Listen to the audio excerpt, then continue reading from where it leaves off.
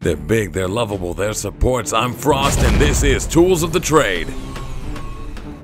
Supports. Simply put, you have crowd control, you have a lot of health, and you have early damage. You'll be using this to swing your weight around the entire map. With your health and protections, you will be a shield for your teammates and a sponge soaking up the enemy damage. You will use your roots, your stuns, your slows to impose yourself on enemy territory and to keep them away from yours. It's not the most glamorous of roles, you'll be the one behind for most of the game. At the start, you try to get your hunter ahead, then after that you assist the jungler and the mid laner to pressure the map. You will forfeit your farm and pick up scraps. You will be a ward monkey with little to no reward monkey. And here to elaborate with me is a man who has babysat his fair share of teams over the years. As a support, it's your job to make sure everyone else is able to do what they want to do, and the enemy team can't do what they want to do at the same time, right? Farming efficiency is one of them for sure. It's definitely one of them. Knowing like when it's right to solo back camps, when it's right to leave your ADC to solo farm, when it's good to like, you know, be like who it's correct to be splitting farm with and pressuring the map. Also, another thing is you don't want to be splitting farm and doing nothing, right? Like, if you're coming over to the ADC lane, you want to try and get some poke or maybe an active on the enemy ADC. When you're somewhere, like, the worst thing you can basically do is just kind of exist and be leeching. You always kind of want to be proactive. You always want to be looking for something, you know, whether it's just poke or, you know, even wave priority unclear. Another thing that's pretty important is kind of having an out when you go in, where people are going to be coming in from. Like if their hunters coming in, then like, hey, when I'm by, you know, their red buff, or like if I'm in the duo side jungle, like my out really isn't towards duo lane because the hunter's walking in that way, so they'll probably pick me on my while my way out, stuff like that. Definitely want to play a lot for value. Like obviously, like you dying is part of it. You know, just dying for your team to progress the game is definitely a big part of support, but you don't always have to die with a lot of the plays you make. 10 abilities, you maybe ate an ult, you know, maybe a few ults ideally, and then you live.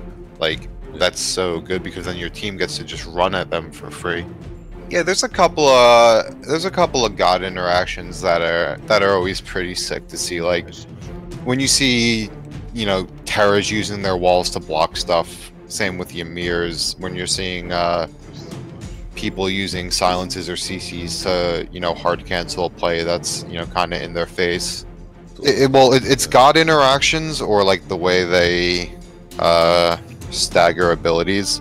Like for example, like if you're Athena, like if you have an Athena run horrific and if they're just running horrific, like dash at the ADC and then horrific them instead of taunting immediately, or like just walk up and horrific somebody instead of taunting, and then you force the jump, and then, you know, that's sick. Like then they can never ever step back up again.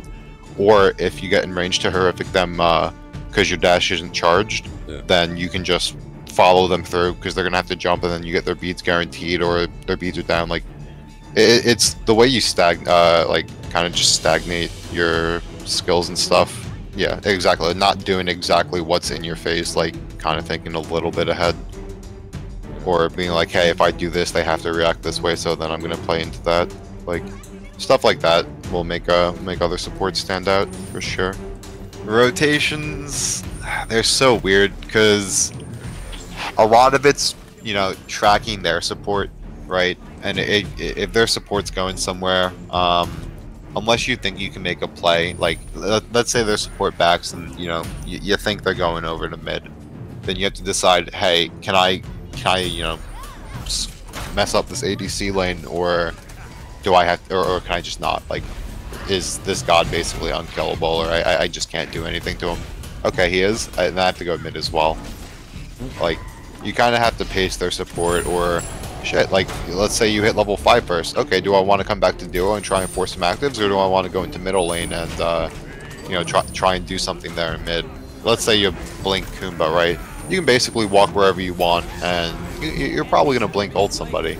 So you just need to look at it and be like, okay, where do I get more value out of coming back to duo when this guy, you know, if I have a lead and blink ulting him, or do I get more value out of going over mid and blink ulting the mage? Like, what is going to progress the game, you know, further than the other? Or what am I going to get more off of for doing this play?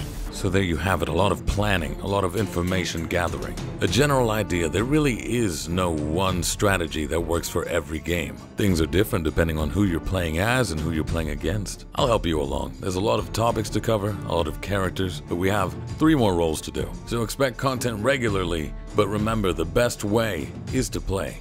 Go out there, become the god you were meant to be.